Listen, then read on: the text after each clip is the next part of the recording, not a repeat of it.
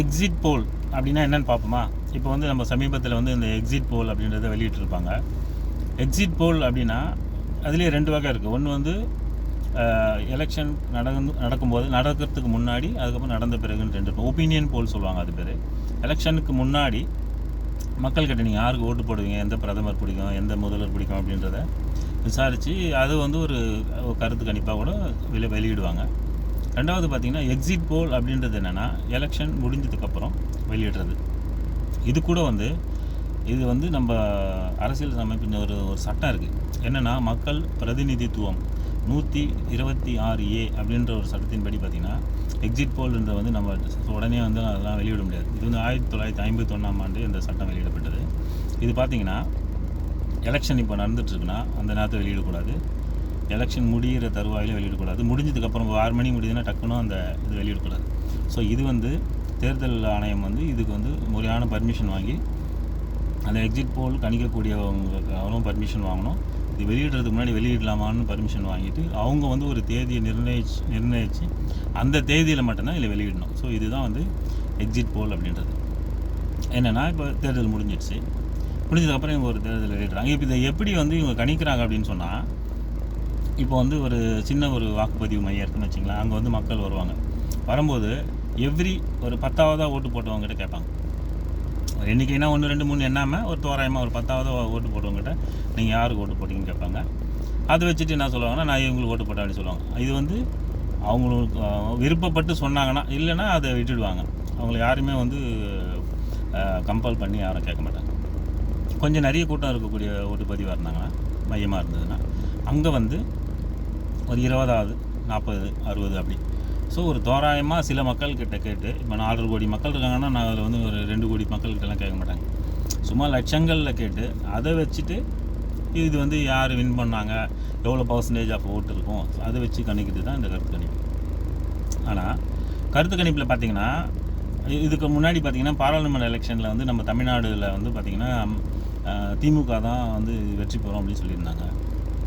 ஆனால் எல்லாமே பார்த்திங்கன்னா அதிமுக வெற்றி பெற்றாங்க ஜெயலலிதா பீரியடில். அதுக்கப்புறம் பார்த்திங்கன்னா அதிமுக வந்து ஒரு 80% 20% திமுக வெற்றி பெறுறாங்க. ஆனால் 40க்கு 40 பார்த்திங்கன்னா திமுக தான் வெற்றி பெற்றாங்க. ஸோ இந்த கருத்து கணிப்புன்றது ஆனால் சில சமயங்களில் வந்து சரியாக இருக்கிறது உண்டு. கொஞ்சம் முன்ன பின்ன இருக்குமே தவிர கருத்து கணிப்பு வந்து ஓரளவுக்கு சில சமயங்கள் இருக்குது. ஆனால் எல்லா சமயங்கள்லையும் இருக்குமானா கிடையாது. அதனால் இந்த கருத்து கணிப்பு, இந்த எக்ஸிட் போல் அப்படின்றது வந்து ஊர்ஜிதமாக இவங்க தான் ஜெயிப்பாங்கன்னு இதை வச்சு நம்மளால் 100% நம்மளால் ஊர்ஜிதம் எப்படி சொல்லணும்னா 30-70 தான் கொண்டு எடுத்துக்கலாம். 30% உண்மையாக இருக்கலாம், 70% இல்லாமல் இருக்கலாம். எப்படி நம்ம ஹெட் டைல் போடுற மாதிரி தான், திஸ் ஆர் தட் அப்படி தான் இருக்குமே தவிர இதையே வச்சுட்டு ஊர்ஜிதமாக இவங்க தான் வின் பண்ணாங்கன்றதை நம்ம வின் பண்ண போகிறாங்கன்றது நம்ம சொல்ல முடியாது. ரெண்டாவது பார்த்திங்கன்னா, ஸோ இது மாதிரி ஒரு சில துறைகள்லாம் இருக்குல்ல, இந்த எக்ஸிட் போல் கணிச்சு போகிறது, இந்த கருத்து கணிப்பு போகிறது, அது போகிறது இது போகிறதுன்னு. இவங்க எப்படின்னா இப்போ பீச்சில் வந்து கிளி ஜோசியம் பார்த்துட்டு இருப்பாங்க. ஒரு கிளியை வச்சுன்னு உட்காந்துட்டு இருப்பான். பாவம் ஒரு 10 ரூபா காசுக்காக யாராவது வருவாங்களா வரமாட்டாங்களான்னு. ஆனால் அவனே வந்து ரொம்ப கஷ்டத்தில் தான் உட்காந்துருக்கான். ஆனால் அவன் வந்து நம்மளுடைய தலையெழுத்தை நிர்ணயிக்கிற மாதிரி அங்கே கடவுள் மேலே உட்காந்து நீங்கள் வந்து இப்படி ஆவீங்க அப்படி ஆவீங்க, இந்த பரிகாரம் செஞ்சால் இப்படி ஆவீங்க. ஆனால் அவங்ககிட்ட உட்காந்து நம்ம கேட்போம். அவனே ஒன்றும் இல்லாமல் 10 ரூபாய்க்காக ஒரு கிளியை கூண்டில் வச்சுருந்தானா அதையும் நம்பி தானே போகிறோம். நம்ம நம்பிக்கை காரணமாகவோ இல்லை பொழுதுபோக்கு காரணமாகவோ ஏதோ ஒன்று நம்ம கிளி ஜோசியம், இந்த ஜாதகம், இந்த சாமியாருங்க குறி சொல்கிறது, இன்னும் மக்கள் இன்னும் விஞ்ஞானம் ஏஐலாம் வந்துடுச்சு இன்னும். ஆனாலும் இன்னும் கூட மக்கள் வந்து அதை மாதிரியான சில ஆட்களை நோக்கி தானே போகிறாங்க. ஸோ இதை மாதிரி அரசியலில் பார்த்திங்கன்னா இந்த கிளி ஜோசியம், இந்த கைரேகை ஜாதகம்லாம், இந்த ஜோசியெல்லாம் பார்க்குற குரூப் மாதிரி இந்த கருத்து கணிப்புன்னு ஒன்று இருக்குது. இதெல்லாம் வந்து ஒரு என்டர்டெயின்மெண்ட் மாதிரி தான் மக்கள் பார்க்கணும். இதே வந்து ரொம்ப அதுவும் ஜோசியம் கிளி ஜோசியம் பார்க்குறோம், அதே மாதிரி தான் இதையும் பார்க்கணும். அதனால் இதையே வச்சுட்டு நம்ம ஊர்ஜிதமாக நம்ம ஜெயிச்சிருவாங்க அப்படின்றத வந்து நம்மளால் சொல்கிறது கிடையாது. ஏன் வந்து இது மேக்ஸிமம் தப்பாக இருக்கலாம் அப்படின்னா ஒரு உதாரணத்துக்கு சொல்கிறேன்.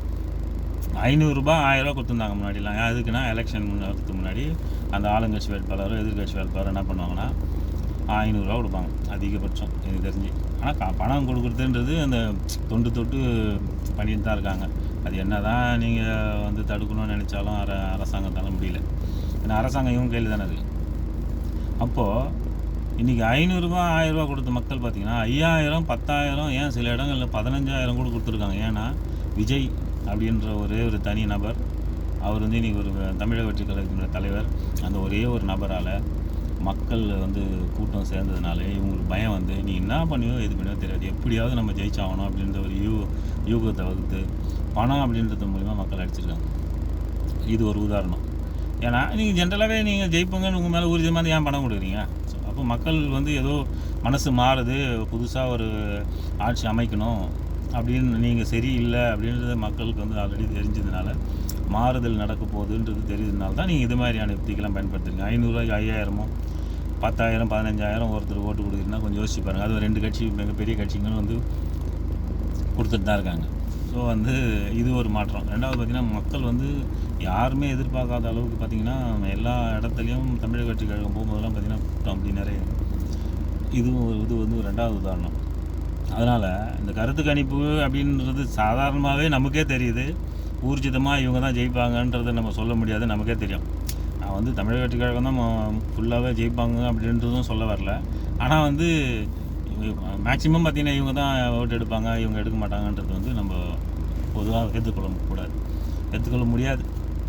அதனால் இந்த வரக்கூடிய எலெக்ஷன் வந்து ஒரு பயங்கரமான ஒரு த்ரில்லிங், என்ன நடக்குமோ அப்படின்ட்டு ரொம்ப அந்த எதிர்பார்த்துட்ருக்கோம்.